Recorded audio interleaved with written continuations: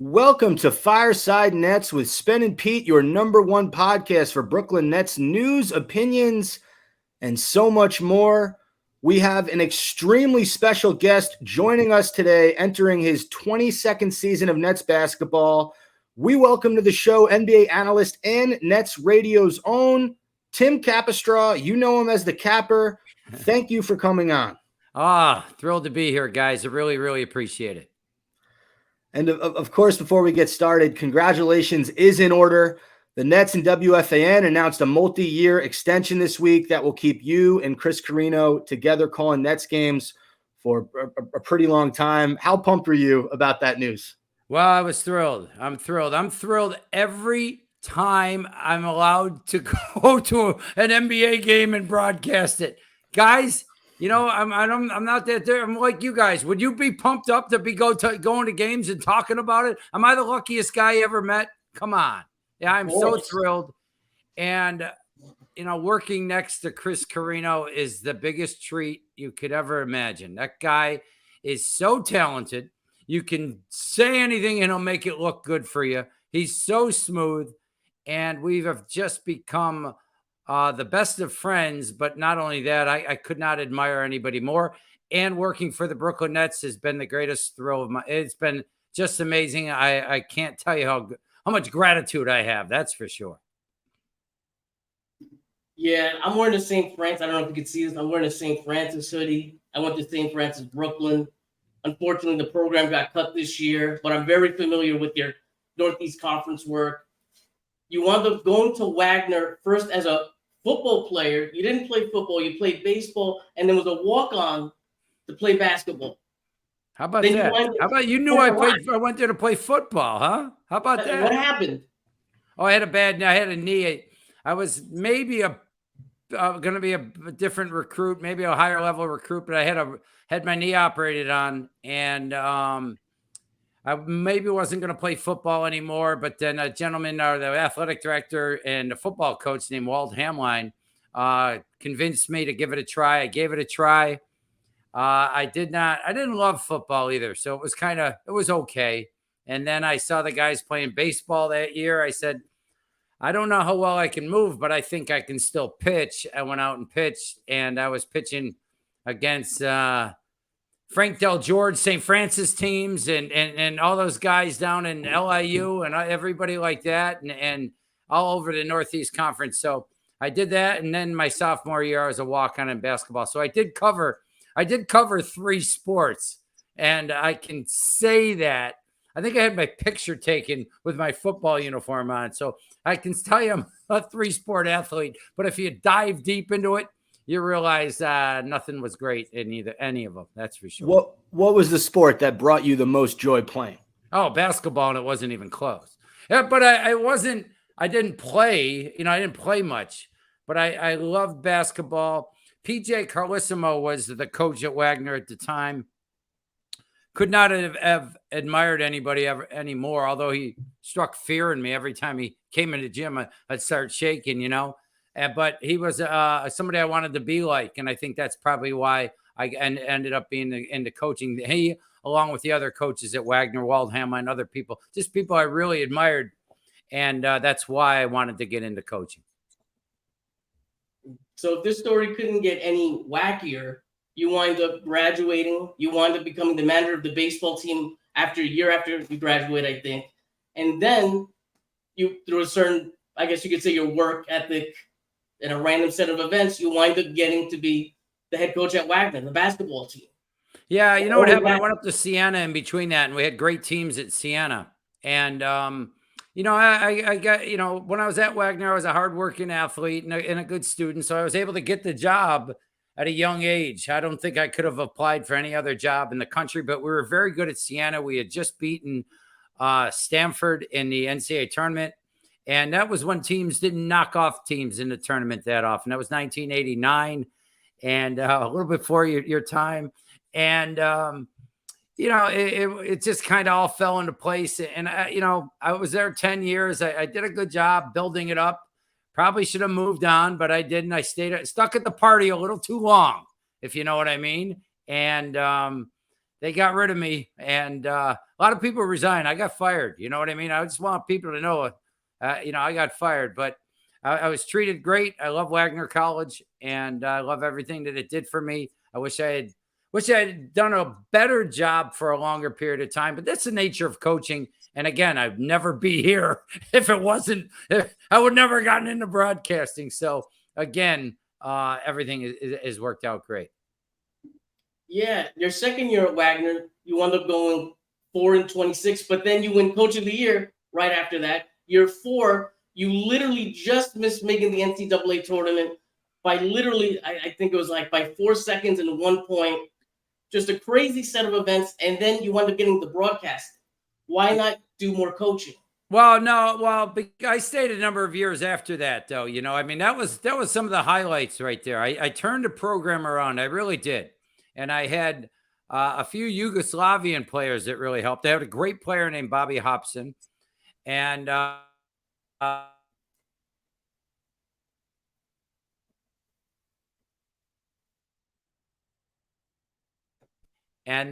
I stuck around. And again, I stayed at the party too long. I don't think I worked as hard as I did my first 5 years. And, the harder you work, the luckier you get. And I learned some valuable lessons in that, and it's a lot of it's recruiting. You're the GM and the coach when you're in college.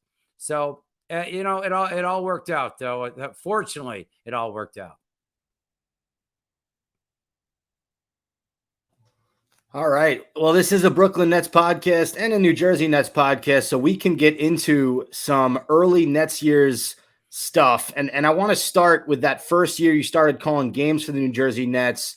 They make the NBA Finals, and that would start what would become a 20-plus year run calling games with Chris Carino.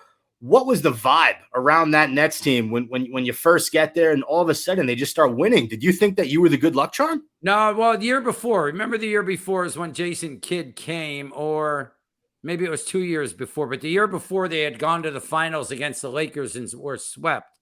So they had a little history of winning. So it wasn't shocking that they were playing good basketball then, and it was great. I mean, I was just trying to learn the job and just trying to stay out of Chris Carino's way and just kind of learn and just watch and get better. The one thing with the NBA in broadcasting is you get a lot of practice. You know what I mean? Like you're doing 3-4 games a week. So you can get better. And I was able to finally learn a little bit better. But the vibe was amazing. The vibe was amazing with that net team. I couldn't believe what a treat it was to watch NBA players up close all the time. And I couldn't believe it. And then I would get there about 4:00 in the afternoon for a 7:30 game. I just could walk around. I couldn't. And I would prepare weeks in advance for, my first game, just like you would expect. That's the thrill it was. And the real thrill for me was watching the players, and especially Jason Kidd. I thought watching him, his compete level, when he'd get that look in his eye, when he'd make all his teammates better, and then he'd turn it up defensively, and the fast breaks were going, and Kenyon Martin or Richard Jefferson or Kerry Kittles, all these guys. And then they had really good depth. They had really good teams. It was a joy, an absolute joy to watch. I wish it lasted longer, but they had a very good run. They had a very good run in New Jersey for that period of time. I was fortunate to hop on that first year. They played the San Antonio Spurs in the finals, that one. And that was game 6 where they're up pretty big in the second half. They ended up not winning the game. The Spurs came back. They won it in 6. And even the next year, the Detroit Pistons, if Kidd isn't injured, maybe, they end up winning it, I think. And maybe that could have been the Nets. So that's what you want to do in the NBA. You want to put yourself in position to have a chance.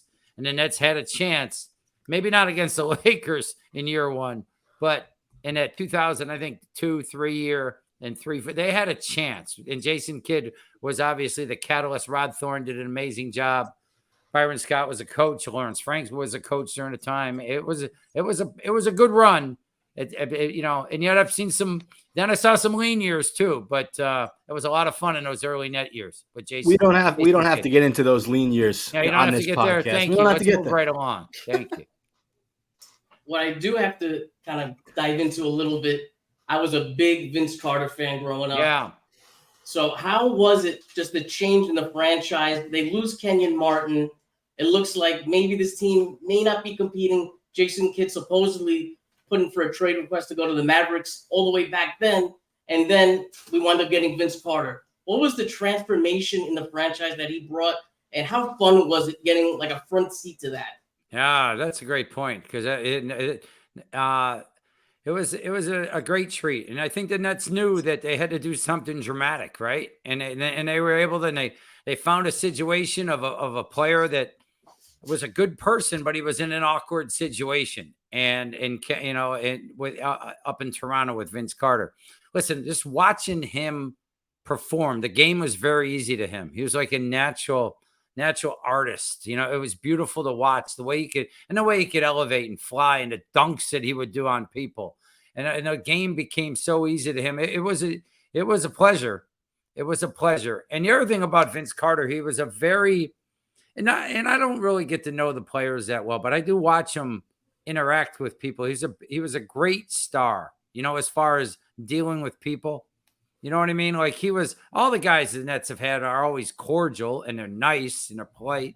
But then you have certain guys that are above and beyond. You just don't expect it with a guy of Vince Carter's status. And he still is. He's just a beautiful guy. And maybe that took something away from his ability in some way to be a superstar. But he was beautiful to watch. Again, they sustained some. They gave themselves a chance with another different version of the New Jersey Nets team at that time, and lasted for a while. And then, everybody, things changed with people. Jason Kidd got a little disgruntled, all that. You have to make moves, and things turn over. That's just the nature of the NBA or anywhere or college or wherever. Things turn over and they change. You've got to be able to try to adjust, but sometimes you got to go down a little bit before you come back up. Yeah, I'm going to try to skip those lean years, and I want to kind of just transition into Brooklyn. But if you could sum up the New Jersey Nets, what's one moment that you think would just summarize your years watching them? Well, I think I'm going to go more recent, a more recent, when the Nets won Game 7 in Toronto, when Paul Pierce blocked Kyle Lowry's shot when he went down the lane, only because it was, I think, my best broadcasting moment of my career, and I didn't say anything. What happened was, it was a huge call, and play-by-play guys, they want to make the big call. And so Lowry's going down the paint, and he's going to go there for possibly for the winning basket, right? I think the Nets are up 1. And Pierce blocks the shot, but we're on the floor, and oftentimes you can get blocked out, right? The play-by-play guy can be blocked out. So Chris Carino is making the call, and he, and he keeps saying the word rejected. So I know he knows right now he didn't know who did it. So I didn't say anything, but I wrote Pierce. And then he saw that and said, Paul Pierce. And it was a really good moment for me. And I never talked because it was great teamwork. We worked together. It was an enormous call. And, we still talk about it today. And, anytime, you can help out Chris Carino, you do it, because he's pretty awesome. So that he just said he would have it would have been easy, but it was clear that he couldn't see that he was blocked out of the play. So that's the one that sticks out for me because selfishly, it was a broadcasting moment too. The other parts are great moments, great plays, great this. But I was actually involved in that, and I felt good about it after. That's amazing. That's such a cool story because, when you speak with someone who does play-by-play or color commentary and you talk about epic moments they've had in the booth, rarely is it a moment in which they didn't speak. And the fact that it's just incredible that you pretty much you gave the assist to Carino. I'm trying to like brag about, like, here I am bragging about, so that I'm not the most humble, but you know what I mean. Well, think about it. Yeah, I think there was a situation this summer, right, when the Nets have such brilliant broadcasters, right? We all know Ian, Sarah, Richard, Ryan Rucco, right? Ryan Rucco is doing the Yankee game, right? Who threw the no-hitter? Do you remember the no-hitter? And it was a perfect game, right? And I forget how he cleared it up, but he said, perfection. And you know what he did after that? Nothing. He just was quiet for 10 to 12 seconds. So one of the most important parts of being a good broadcaster is knowing when to lay out. That's called, being quiet. And the other thing is, I've learned over the years too, on being an analyst, nobody ever complains that the analyst doesn't talk enough. You know what I mean? Like, they complain if the guy's, driving them nuts because he won't shut up. So you got to be careful. It's okay not to talk sometimes, to let it breathe, especially when you're on TV. That's different. But on radio, like Chris can do play-by-play and then chime in. You're there, you do your job, but you kind of learn that, less is more sometimes. And silence is really a big part of sometimes an elite moment in broadcasting. Yeah, sometimes you got to let the audience go and let everybody on the radio and on the TV just hear the crowd. I couldn't agree with that. It's actually very cool too when you think about some of the great calls of all time, and like, boom, they say it, and then it just kind of hangs there. It's really cool. And the other thing you learn, and I didn't know this when I came in, is that when you're the analyst and there's a big call, you don't talk while the guy's making the call. It's called stepping on the guy, right? So I don't know this, but then I hear the play-by-play guys talking. Oh, he stepped on it. I'm thinking to myself, this is like my year one. I'm going, well, what does that mean? And then I kind of figured it out. And it's funny that's a part of it. You got to know that they use these clips. They put them on TV. Radio guys, go on TV all the time for highlights, and then they're on the radio and they're this and that. So silence is a big part of my job sometimes. I love it. All right. Well, we can transition to this current Nets team. There's a lot to be excited about, in my opinion, about this team. Mikal Bridges coming off a sensational second half of the season. Cam Johnson flashed moments of greatness during that playoff series against Philly. Nick Claxton coming off one of his best seasons. A lot of young talent. You mix in Spencer Dinwiddie and a potentially healthy Ben Simmons. How do you see this Nets team matching up in the East this next upcoming season? I think they're going to be fun. That's for sure. I mean, I think you're going to be like enjoyable to watch. I can't, you know what I mean? Like, sometimes I think they're going to be defensively. I think they could be outstanding. I think if they take the pride in that, defend, and they got to rebound the basketball after it, they got to make sure they go get it.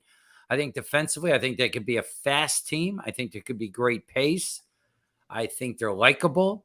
And yet I don't know what stage they're at. You don't want to get ahead of yourself right now, but I do think they could surprise some. I do think. I think there's decent. I don't know. There's something about guys. There's a good energy about this group.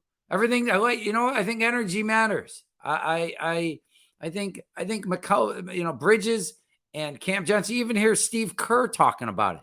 These guys got a positive energy about them that is not just, well, they might be able to bring other players. No, I think that carries. It's an 82-game season.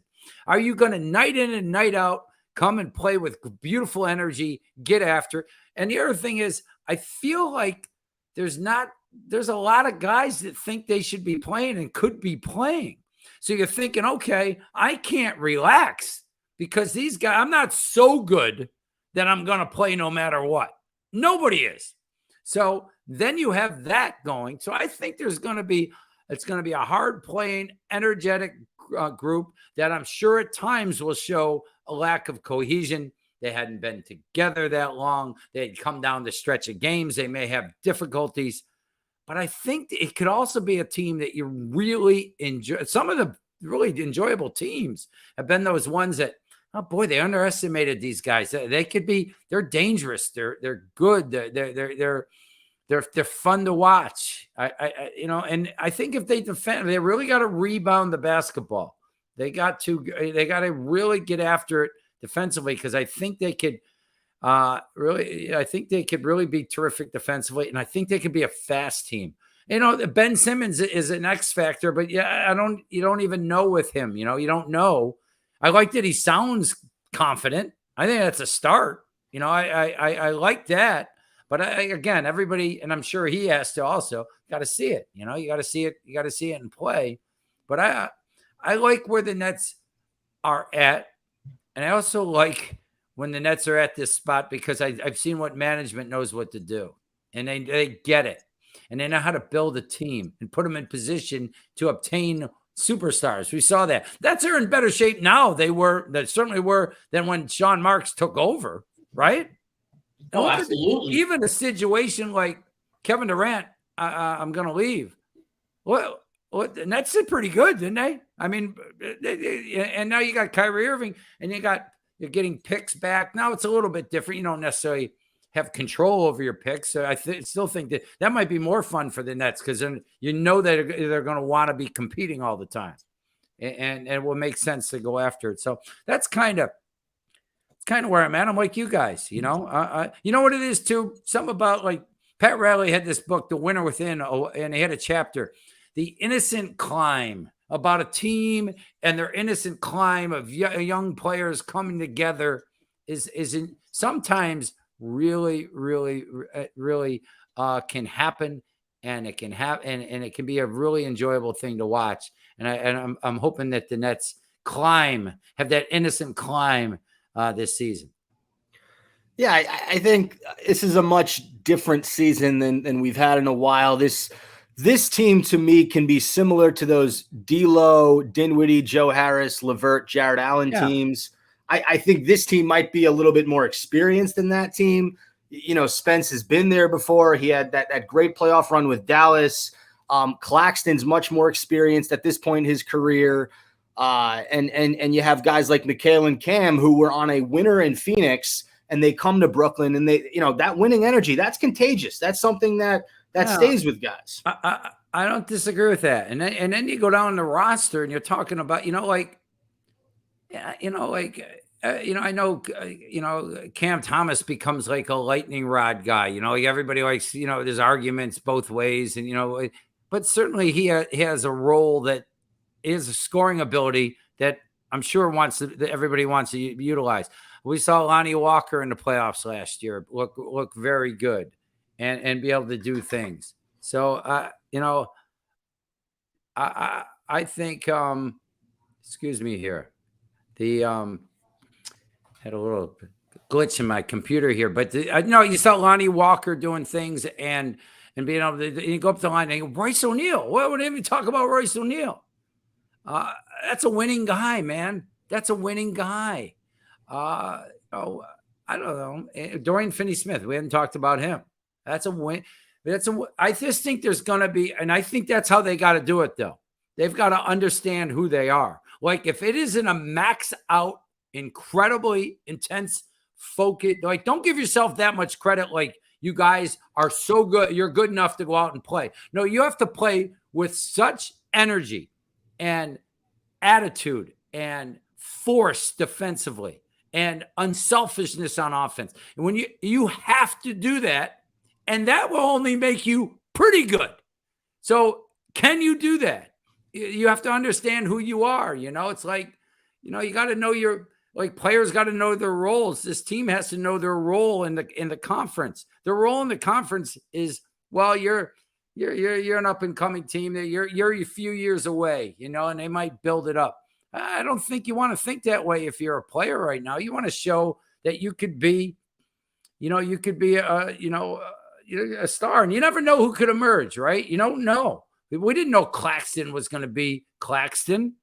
We didn't know. How about a guy like, here's a great example, Dariq Whitehead. Like, what a great example. Like, I mean, he really was the number 2 best player in the country 2 years ago, right? Right. In high school. He was that good. And he played for a guy named Kevin Boyd, so he's well coached. Mount Verde, I mean, they know who's really good there.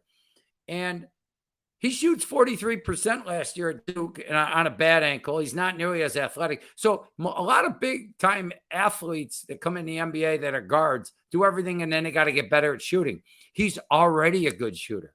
If his foot is good, and really one of the things the Nets have is the best foot doctor, obviously, in the world, right? That's what everybody goes to, Hospital of Special Surgery for Dr. Martin O'Malley. So just because he could be somebody, you got some could be's, but that it's still fun. It's still exciting. And I'm looking forward to it. That's for sure. Yeah, you talked about we don't know who's going to be available. And it does always seem like out of the woodwork, someone's not happy on their team and they want to go to Miami, like a Dame situation. You might see a James Harden situation, right? We don't know who's going to be available in the next year or even 2. Do you think the Nets still kind of have that shine to them with these new guys? Is it still an attractive, still attractive destination? Yeah. Especially considering you have the Knicks and they're doing pretty good over there. Yeah, no, I think the Knicks are a good situation, but so are the Nets. Nets are they're a destination, man. And then you got Bridges, who everybody loves, and Cam Johnson. But you got to, again, guys don't just go to teams to go to teams.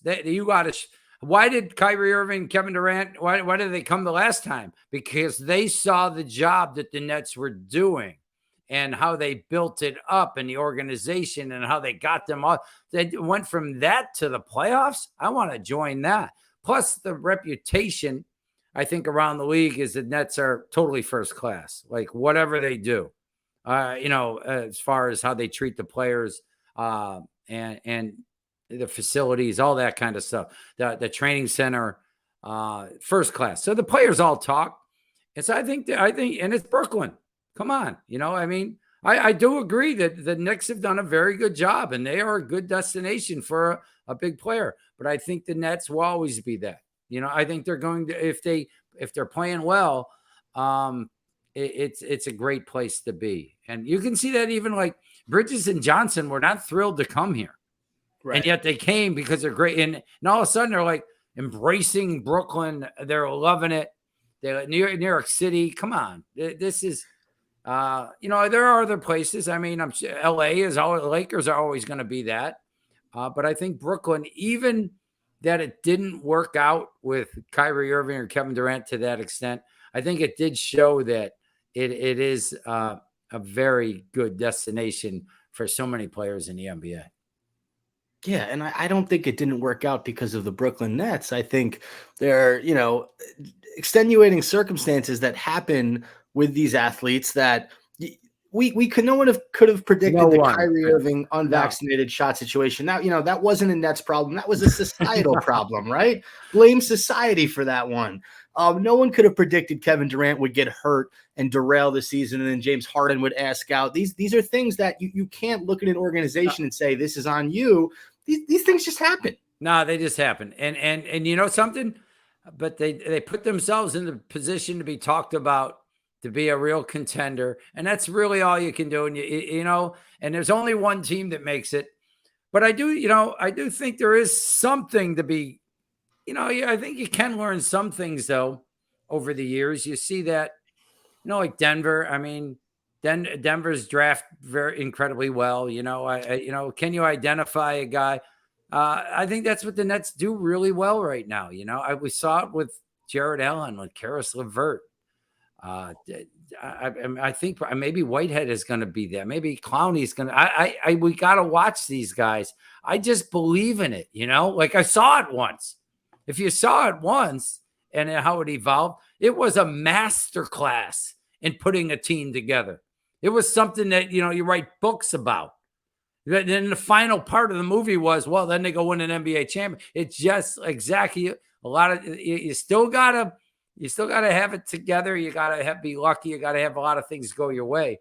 But to put yourself in that position, that's what teams are trying to do right now. And we saw the Nets, even they made the best of a bad situation, a tough situation last year to put the Nets in position to be, for us to be talking like this. This is a turnaround, so, can they be competitive? Can they be there? Can there be that, maybe, and do they look good? And what does that mean as far as wins? I'm not sure, but I want to see players that you develop. And listen, that's another part of it too. I think the Nets staff right now is amazing. There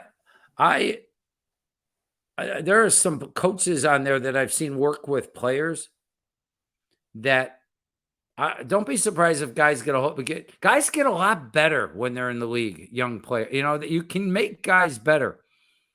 And I don't even a guy like there's a gentleman named Jay Hernandez. He's not necessarily a development coach. Kevin Ollie. I'm drawing a blank on the main development. I'm sorry, but they have great developmental people there. And I don't even think Kevin Ollie and Jay Hernandez are necessarily, they're assistant coaches, but I'm sure they'll be involved in all that. Jock Vaughn on the floor. Here's another talk about energy. We talked about some people just have a great energy about them. That's what I think this Net team is going to be about.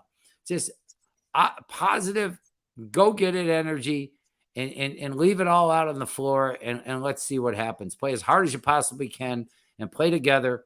And let's see what happens. And I think you're going to see an awful lot of that. And I think there's going to be like a lot of this, I like this team kind of attitude going on.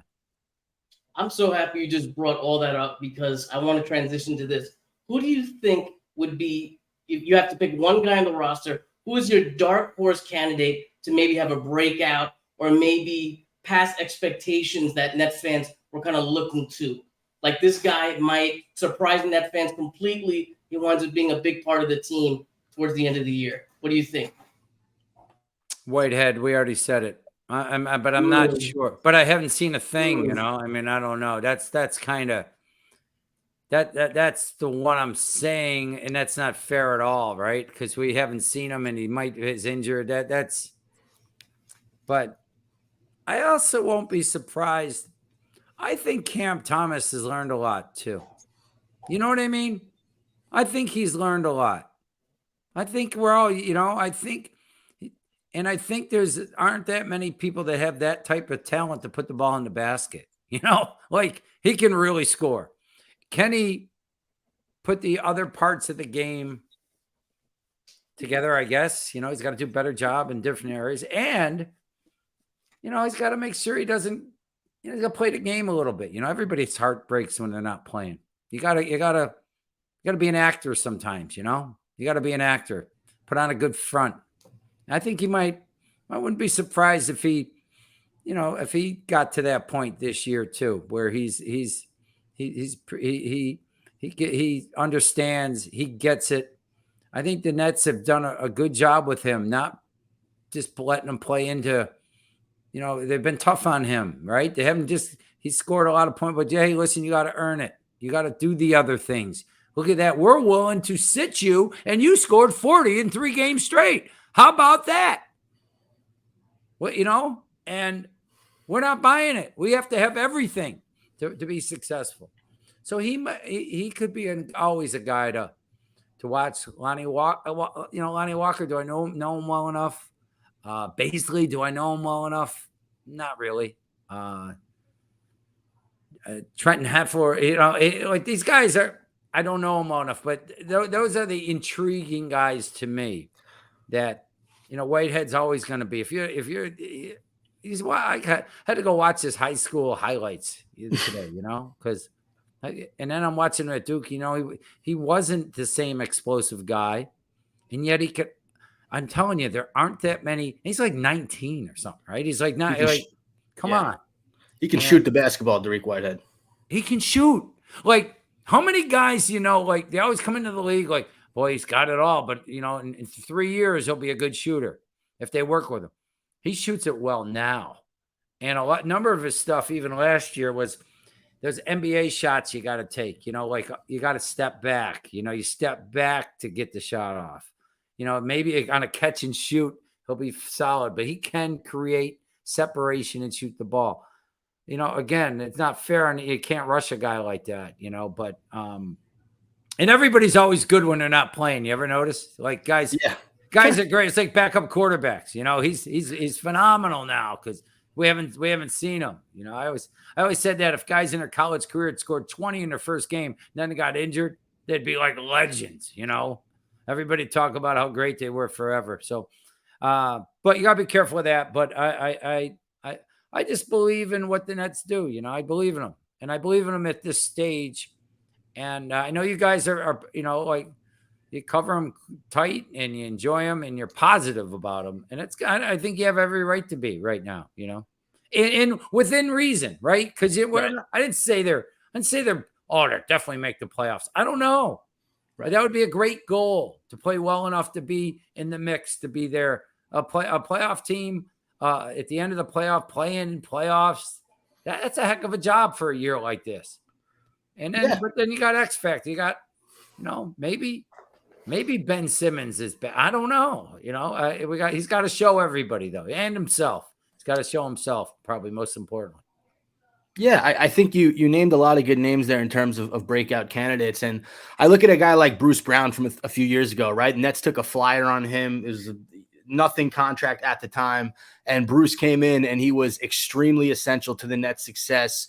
He really shined. And then you saw him win a championship in Denver. So What does that say about, the Nets development coaches, like you were talking about with some of these guys? There's a lot.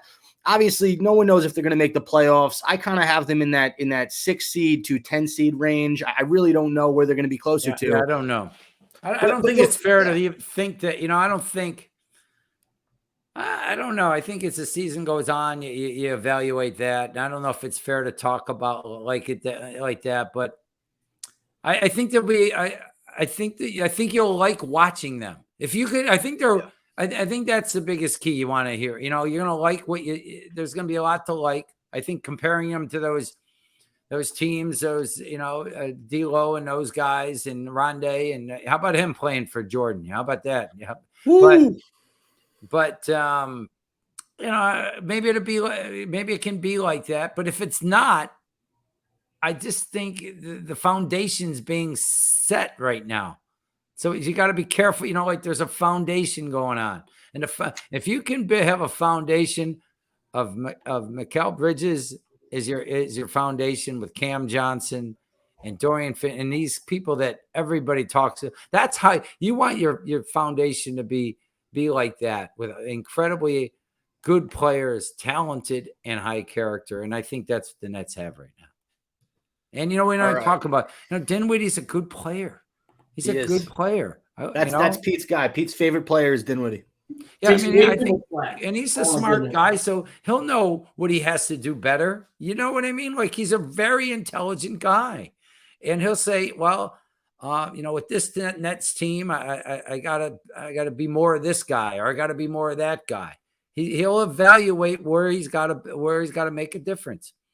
Dennis Smith Jr. We didn't talk about him. He's an athletic, and again, defensively, that's where he's really strong. Well, but he doesn't shoot it well enough, but he can be impactful. At times, he played a lot of minutes last year. I was surprised when I looked at his stats. He had a good comeback year.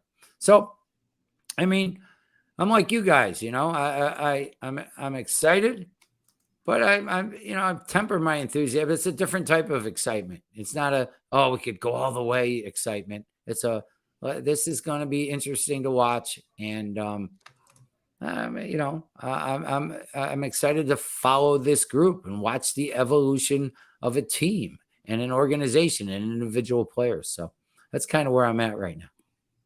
I think that's where we're at too. And Tim Capstraw, we thank you so much for your time today. We have one more segment, 3 hard-hitting questions, getting to know the capper, Tim Capstraw, the man behind the microphone. So my first question. Yeah. When did people start calling you Capper, and how did you get that nickname? I think just after college. I think one of my great friends, Frank Dyer, called me Capper, and it kind of stuck. I don't remember it as much during college. Maybe during college, but it's been good because as I've gotten older, I've liked it. I've really, because it's kind of like a young and it feels kind of cool and all that. So I go with that one, especially walking around the Barclays Center and people yell. If they yell to me, it feels great. It's great. It's easy. My last name is strange. Like it's like Canadian and I don't know what the heck it is. So, and it's fine, and it's a lot better than Timmy. When you Timmy peaks at age 8. You know what I mean? Like that. I grew out of that at age 8. So Capper is really good. I love it. All right, and this is a follow-up. Question number 2. I'm a hooper. I love to play. I know you were a hooper back in the day, and I'm sure you still hoop. What kind of player was Tim Capstraw in his prime? What were your strengths on the court? No, shooting, clearly shooting. And I was shocked that I have summer camp all summer, and I finally have hit the wall where I don't have deep range, like I can't. I was embarrassed. I'll shoot free throws and just crush people, but I can shoot and I can teach shooting well, I think. And, I have a daughter that goes to Yale and she's going to be a sophomore player at Yale. So I'm proud of her. And I spent a lot of time working with her and shooting with her and stuff like that. So it's a lot of fun. All right. I'm going to take the last question. Do you think the Nets are going to have a championship in the next 5 to 7 years? What's your prediction?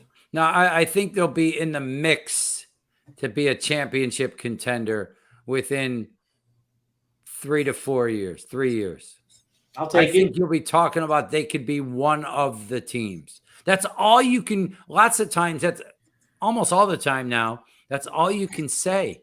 What are you going to say about this year? You say, well, Denver is going to be there. Is Milwaukee going to be back? They're going to be one of them. You usually get about 3 or 4 or 5 teams they really got a chance. Maybe last year was different. Last year it seemed like there was about 8 or 9. But I think in the next few years you'd be saying that about the Nets. Give them a couple, 2, 3 years to keep building and developing and attracting people and drafting. They are wonderful. They got it. They get it. They know how to do it. And I'm looking forward to watching the innocent climb again. That's what this team is going to be. Quick bonus question before we end the show. It's not really a question, but before we were recording, you had brought up the Fireside Nets video of me with my jumper, and I just wanted you to share with the audience what you saw there and just break that down. First of all, athletic. You got a little dance to you. You're dancing with the ball. You get a good athletic stance behind your back, and then you go into a shot. Slight fade away, by the way. Slight fade. You admire. You don't hold your follow through. You admire your follow through, and you drilled it. It was like you had rhythm in your moves. You had a quickness of the pickup behind it went behind your back, right? You know what I'm talking about. I know. And you went right up into the shot. I was impressed. You had a good feel. I can't. I didn't see it coming, Spence. I can't lie to you. I didn't see it coming. I'll tell you this, that means the world to me, Mr. Capstraw, and coming from you, that's huge. And the only other person that their word meant a lot, and I post a lot of TikTok basketball videos, and this one person wrote, "I see you" on the video, and that person was none other than Richard Jefferson. He's the best. He's the best. Love him. Think about our broadcasting crew of everybody we have, right? Spoiled, right? We're spoiled. They're all if you're the best in the country at what you do, and the Nets have you, that's pretty good. And again, and I don't know if you've ever heard Chris Carino do NFL football. He does it on Sundays all around. Oh my, isn't it? Or you ever see him do baseball? Ian, how about it? Did you guys see Noah Eagle, Ian's son, do the? He's awesome. He's great. Yeah. Was that unbelievable? He's so smooth, so talented. And he'll be doing the games, NBC, Big Ten. Each game, he's like 25 years old. He's the most poised, cool kid. And like just like his father, one of the nicest people ever. So we're very lucky to have these people. Sarah Kustok. And you're being super humble because you are part of that incredible broadcasting unit. So it's. I was trying. I tell you what, I was setting you up for the last 5 minutes for that comment. I can't believe how long it took. Holy crap! What's a guy got to do to get a compliment around you? That's a great way to close out the show. Tim Capstraw, the Capper, we thank you so much for joining Fireside Nets. You can listen to Chris Carino and Tim Capstraw calling Brooklyn Nets games on WFAN. We'd love to have you back on in the future, and thanks a ton for joining. Yeah, a lot of fun, guys. This is really, really enjoyable. Have a great night. You too.